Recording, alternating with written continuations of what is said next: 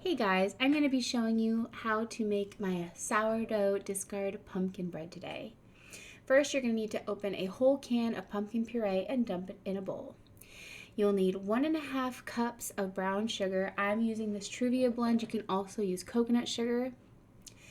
You'll need to grease a loaf pan. I'm using some spray oil. I also added some parchment paper on top of that to make it easier to remove.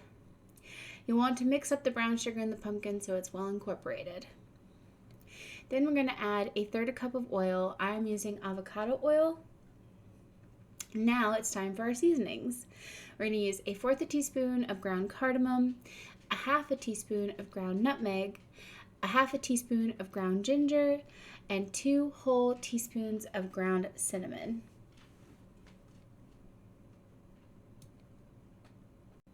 Then we're going to add 1/2 teaspoon of salt. Then 1 whole cup of sourdough starter discard. Unfed, it can be room temp or straight from the fridge. And you're going to mix that well. We're going to do 2 cups of all-purpose flour, as well as 2 teaspoons of baking soda. And we're going to want to fold all of the ingredients together, but don't over mix it. It is a bread, so it will be a little bit lumpy. After that, we are going to add the batter to the pan and smooth out the top. We're going to bake it in the oven at 350 degrees Fahrenheit for 55 minutes.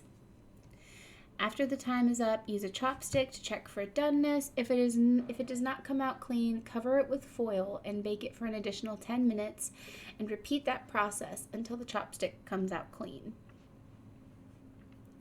When it is done, take the loaf out and let it cool for 10 minutes. Then remove from pan and set on a cooling rack to finish cooling for another 20 to 30 minutes. Then we're going to make the icing. You'll need 1 cup of powdered sugar. I'm using the Truvia blend, but you can use regular powdered sugar if you want.